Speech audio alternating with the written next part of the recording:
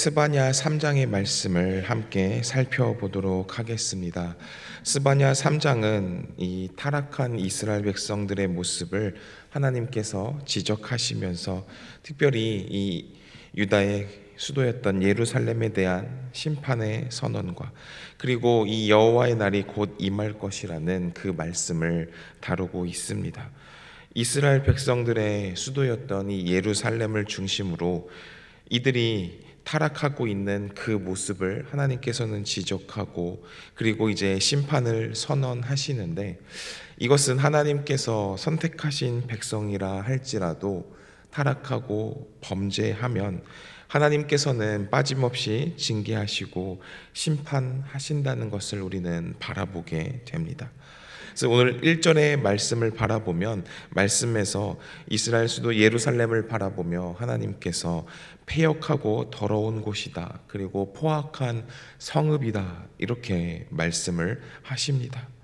여기서 선지자 스바냐가 이야기하는 하나님의 말씀을 대언하는 또 하나님이 이야기하시는 이 패역함과 더러움 그리고 포악함은 이 예루살렘 성읍이 가졌던 이 죄의 특징들을 잘 보여주게 됩니다.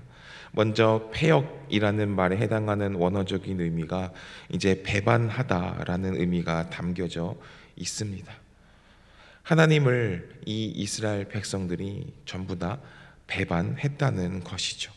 또한 이 더러운 곳이라는 것은 이 거룩하다의 반대적인 표현으로 이 예루살렘이 온갖 종류의 가증한 우상들을 섬김으로 인해서 더 이상 하나님 앞에 거룩하지 못하고 더럽혀져 있는 그 모습들을 지적하는 것입니다. 이처럼 패역함과 그리고 더러움은 예루살렘의 타락과 그리고 악행을 지적하고 있는 표현인 것이죠. 그리고 이렇게 포악한 모습으로 나아갈 때 이들은 윤리적으로도 여러 가지 많은 죄악에 범하게 되는 것이죠. 곧 다른 사람을 억압하고 그리고 학대하고 탈취하는 등 이러한 죄악들이 많이 생겨나게 된 것입니다. 우리는 이 본문 말씀을 바라보면서 이 예루살렘이 종교적으로는 물론 사회적으로나 도덕적으로나 여러 가지 방면으로 굉장히 심하게 타락해 있다는 것을 바라보게 되는 것입니다. 신앙적으로 하나님 앞에 거룩하지 못하고 타락한 그런 모습을 갖게 되니 결국에는 그들의 삶 속에서도 도덕적으로 악행을 저지르는 그런 삶으로 변해가게 되는 것입니다. 이어서 2절의 말씀을 보면 예루살렘 공동체의 이 근본적인 범죄에 대해서 지적하면서 또 3절과 4절에는 이 예루살렘, 더 나아가 이 유다를 대표하는 정치 그리고 종교 지도자들에 대한 악행까지 모두 다 지적하는 그 말씀이 나오게 됩니다. 그리고 이러한 부분으로 말미암아 이 예루살렘은 멸망할 수밖에 없는 그런 하나님의 말씀을 들을 수밖에 없는 원인이기도 하는 것이죠. 이 본문의 말씀을 살펴보면 하나님께서는 이 종교 지도자들, 정치 지도자들을 타락한 그 모습을 말씀하시면서 네 부류의 사람이 등장하게 되는데요. 곧 방백과 재판장 그리고 선지자와 제사장이 나오게 됩니다. 방백과 재판장은 이 정치적인 지도자들이라면 선지자와 제사장은 종교 지도자들이겠죠. 그리고 이 네 부류의 사람은 이스라엘 전체를 대표하는 그런 사람들이나 다름없는 것입니다. 그런데 본문에서는 이들이 한결같이 악한 일들을 저지르고 있었다, 이렇게 이야기를 합니다. 방백들을 이 말씀 속에서는 부르짖는 사자의 비유가 되는데, 이는 백성들을 안위하고 보살펴야 할 그들이 오히려 백성들을 위협하고 그리고 잔혹한 통치를 하고 있음을 나타냅니다. 또한 재판장들은 이튿날까지 남겨두는 것이 없는 저녁 일의 비유가 되어지고 있는데요. 이는 그들이 방백들과 결탁해서 이 백성들이 도저히 살아갈 수 없을 정도로 그들의 삶을 뭉개버리는 것을 나타내는 것입니다. 그리고 또 말씀을 바라보면 선지자들은 경솔하고 간사하였다라고 이야기하는데요. 이는 그들이 거짓 예언을 하면서 겉과 속이 다른 그런 모습을 살고 있음을 보여주는 것입니다. 그리고 끝으로 제사장들은 성소를 더럽히고 그리고 율법을 범하는 자들이다라고 말씀하시죠. 이는 제사장들이 그들의 본래 신분과 직분과는 상관없는 불경한 삶 그리고 타락한 삶을 살고 있음을 이렇게 지적하고 있는 것입니다. 이렇게 정치와 그리고 종교적 이 모든 방면으로 다 타락하고 그리고 자신들의 본분과는 정반대로 살아가고 있다 보니 그 밑에 있는 백성들은 어떠한 삶을 살겠습니까? 백성들 또한 고통을 받을 수밖에 없고 그리고 영적으로나 그리고 사회적으로나 극심하게 타락할 것은 누가 봐도 뻔한 것입니다.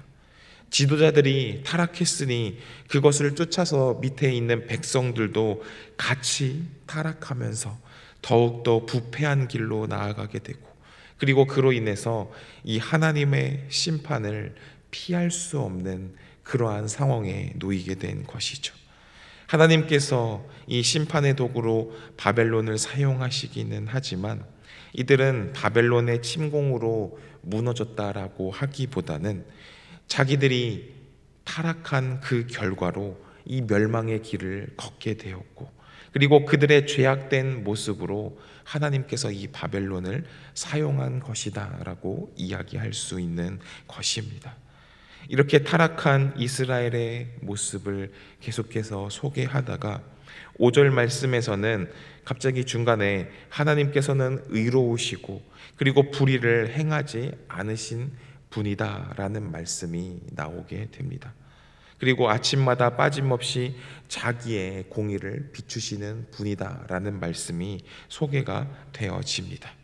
여기서 이 말씀이 이렇게 등장하는 이유는 그 앞에서 이 이스라엘 백성들이 범죄하고 그리고 타락한 그 모습들 그리고 저지른 그 악행적인 모습들과 선명한 대조를 이루게 되는데요.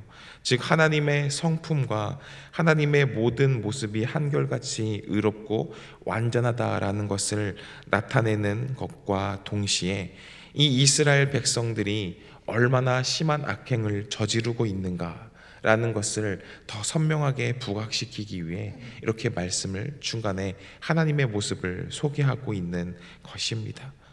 이와 관련해서 이 스바냐 선지자는 본절 말미에서 불의한 자는 수치를 알지 못하는도다 라고 기록을 하고 있는데요. 이는 하나님의 변함없이 그 의로우신 분이라는 것과 그리고 이러한 하나님의 모습을 바라보았음에도 뻔뻔하게 불의를 고집하고 그리고 불의를 저지르면서도 수치를 전혀 깨닫지 못하는 알지 못하는 이 이스라엘 백성들의 어리석음을 지적하고 있는 것입니다. 이렇게 본문 1절부터 8절까지 하나님께서는 이스라엘의 타락과 그리고 이스라엘 백성들이 이 하나님의 심판의 경고에도 무시한 그런 말씀들이 이어지고 그리고 본문 9절부터는 다시금 이 회복이 시작되었을 때의 모습을 소개하면서 회복된 모습이 얼마나 기쁜 모습인가를 다시 말씀해 주십니다. 9절의 말씀을 보면 그때 내가 여러 백성의 입술을 깨끗하게 하여 그들이 다 여호와의 이름을 부르며 한 가지로 나를 섬기게 하리니 라고 말씀합니다. 이는 하나님께서 이방 열국 가운데 구원의 역사를 일으키면서 어떤 변화가 나타나는지 이야기해 주는 것입니다. 그중 먼저 여러 백성의 입술을 하나님께서 깨끗하게 하실 것이다 라고 말씀하시죠. 이 입술은 단순히 신체적인 부위나 소리를 바라는 발성기관을 의미하지 않습니다. 이 입술은 사람의 마음과 그리고 생각 그리고 그 사람의 여러 가지 모습들, 그리고 신앙의 모습들이 어떠한가를 반영하는 그 모든 것을 상징하는 것이죠. 그래서 이 입술이 깨끗해진다는 것은 그 사람이 이제 완전히 깨끗해지는 것, 그 마음과 생각과 뜻 모든 것이 깨끗해지는 것을 의미하는 것입니다. 그러므로 사람의 입술을 깨끗하게 하는 이 주체가 하나님이시라는 것은 이 사람을 성결케 하는 분이 하나님이시라는 것을 말씀하고 계시는 것이죠. 여기서 중요한 것은 우리를 성결케 하시는 분은 내가 스스로 위대해서 가능한 것이 아니라 하나님께서 주체이시라는 것을 우리는 바라볼 수 있는 것입니다. 우리는 우리 스스로를 깨끗하게 할 수 없습니다. 하지만 하나님께서는 우리의 입술을 깨끗하게 해주신다고 말씀하고 계시죠. 이스라엘 이 백성들은 과거에 하나님을 바로 알지 못함으로 인해서 여호와가 아닌 이 헛된 우상을 향해서 부르짖던과 관련지어서 하나님께서는 이제 그들의 입술을 정결하게 깨끗하게 하실 것이다 라고 오늘 본문에서 말씀하십니다. 그들의 입에서 우상을 고하거나 그들의 태도에서 우상에게 절하는 그런 모습이 이제 다 사라지고 하나님만을 섬기게 된다는 표현 것입니다. 그리고 본문 14절과 그리고 15절의 말씀을 계속해서 살펴보겠습니다.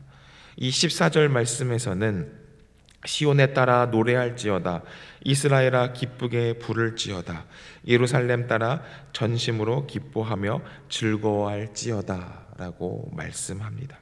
여기서 시온의 딸, 그리고 이스라엘, 예루살렘 딸, 이것은 모두 이 이스라엘 백성들을 가리키는 것이죠. 오늘 말씀에서는 노래할지어다, 기쁘게 부를지어다, 전심으로 기뻐하며 즐거워할지어다 라고 3번이나 반복하면서 이 기쁨과 즐거움이 계속해서 지속돼야 되고 그리고 더욱더 커져가야 함을 강조하고 있는 것입니다.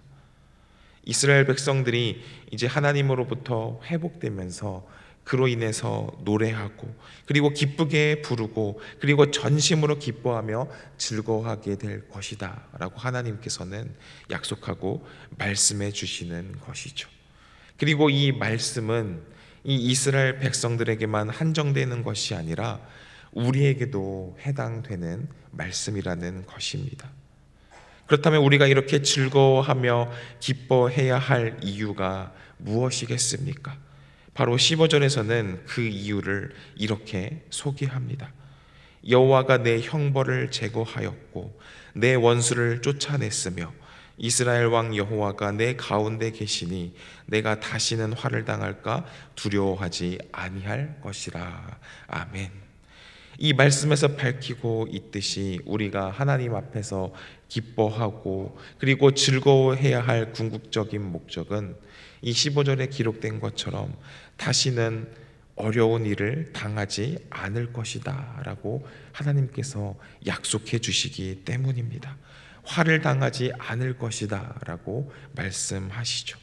여기서 화란 물론 성도된 우리가 이 세상에서 당하는 일반적인 시련이나 환난들 그런 것을 뛰어넘어서 하나님의 심판날에 다가올 그 재앙 곧 멸망을 의미하는 것입니다. 우리는 하나님의 완전한 보호로 인해서 이러한 화를 당하지 않을 것이다 라고 오늘 본문에서 말씀해 주고 있는 것이죠. 그리고 17절의 말씀을 보면 더욱더 확실한 약속의 메시지가 나오게 됩니다.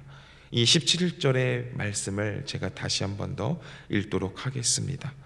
너의 하나님 여호와가 너희 가운데 계시니 그는 구원을 베푸실 전능자이시라. 그가 너로 말미암아 기쁨을 이기지 못하시며 너를 잠잠히 사랑하시며 너로 말미암아 즐거이 부르며 기뻐하시리라 하리라. 아멘. 이 17절 말씀을 바라보면 하나님을 누구의 하나님이다 라고 이야기합니까? 너의 하나님이다 라고 이야기합니다. 즉 하나님께서는 다른 누구의 하나님이 아니라 너의 하나님이다라고 말씀하고 있는 것이죠. 하나님께서는 우리 마음의 중심에 계시며 우리와 관계를 맺으시고 우리 안에 항상 거해 주신다는 그 약속을 선포해 주고 계시는 것입니다. 우리를 구원해 주신다는 그 약속의 메시지가 담겨져 있는 것입니다. 우리는 이 말씀을 통해서 하나님의 구원 역사가 얼마나 은혜롭고 그리고 얼마나 참된 것인가를 깨닫게 되는 것입니다. 성경이 말씀하는 이러한 구원의 방식은 이 다른 종교들, 이 세속적인 다른 종교와 비교할 때 굉장히 큰 차이점을 이루게 됩니다. 다른 이 종교의 가르침을 보면 그들 역시도 나름대로 구원에 대해서 이야기를 하기는 합니다. 그러나 그 다른 세속적인 종교들이 가르치는 구원이란 인간이 신이 되는 것, 즉 신의 경지에 이르는 것, 신적 깨달음에 이르며 신과 같이 되는 것을 많이 이야기합니다. 하지만 이 성경 말씀이 이야기하는 하나님의 구원은 하나님께서 우리에게 오셔서 우리를 구원해 주신다라는 것입니다. 우리 가운데 하나님께서 내려와 주셔서 우리의 삶에서 하나님이 함께 해주시고 그리고 그 전능하신 능력으로 우리를 인도해 주시고 우리를 구원해 주신다고 성경은 이야기하는 것입니다. 우리는 이 스바냐의 말씀을 묵상하면서 하나님께서 죄에 대하여 결코 침묵하지 않으시고 그리고 공의로 심판하시며 또한 그와 동시에 회개하는 자를 긍휼히 여기시고 회복시켜 주시는 분임을 바라보았습니다. 교만과 불순종은 멸망을 가져오지만 겸손히 하나님을 찾고 의지하는 자는 이 구원을 얻게 되고 그리고 하나님은 그들을 기쁨으로 품으시고 그리고 사랑으로 노래해 주신다라고 말씀에서 기록하고 있습니다. 그러므로 우리는 이 하나님의 공의를 두려워하며 날마다 나의 삶을 되돌아보고 그리고 하나님의 사랑과 그리고 하나님께서 회복시켜 주실 그 약속을 믿으며 소망 가운데 순종의 삶을 살아가야 하는 것입니다. 이 스바냐 이 말씀을 살펴보면서 우리 안에 죄악된 모습이 있었다면 그 모든 것을 이 시간에 하나님 앞에 다 내려놓고 그리고 하나님을 찾으며 하나님께 간절히 구하며 기도했을 때 하나님께서 그 회복시켜 주신다는 이 약속의 메시지를 붙들고 우리가 날마다 승리하는 삶을 살아가기를 소망합니다. 우리가 이 세상에서 지금 당장은 어렵고 힘들지라도 우리가 그것을 하나님 앞에 다 내려놓고 주님의 그 인도하심에 묵묵히 순종하며 걸어간다면 그것이 멸망의 길이 아니라 승리의 길임을 믿고 나아가는 모든 성도님들 되시기를 소망합니다.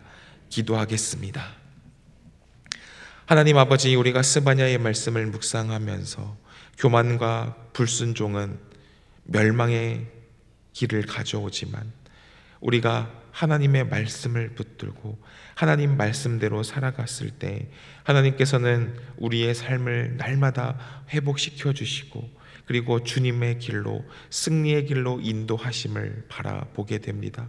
우리가 정말 그 삶 속에서 하나님의 말씀대로 살아가고 주님의 말씀대로 살아가는 주의 백성들 되게 하여 주시옵소서. 우리가 이 땅 가운데에서 여러 가지 많은 세상의 유혹과 그리고 많은 더 좋은 것들이 우리에게 다가올지라도 우리가 그것보다도 하나님의 말씀을 더욱 사랑하는 믿음을 허락하여 주시옵시고 우리가 세상 속에 빠져서 그것들로 인하여 만족하며 살아가는 것이 아니라 하나님의 말씀을 날마다 묵상하며 하나님이 주시는 그 사랑 안에서 만족하며 살아가는 그런 주님의 백성들 되게 하여 주시옵소서. 그래서 주님의 말씀을 붙들고 주님의 말씀으로 승리를 경험하고 이 어려운 세상을 승리의 길로 바꾸어가는 삶을 살아가는 우리가 되게 하여 주시옵소서. 감사드리며 예수 그리스도 이름으로 기도합니다. 아멘.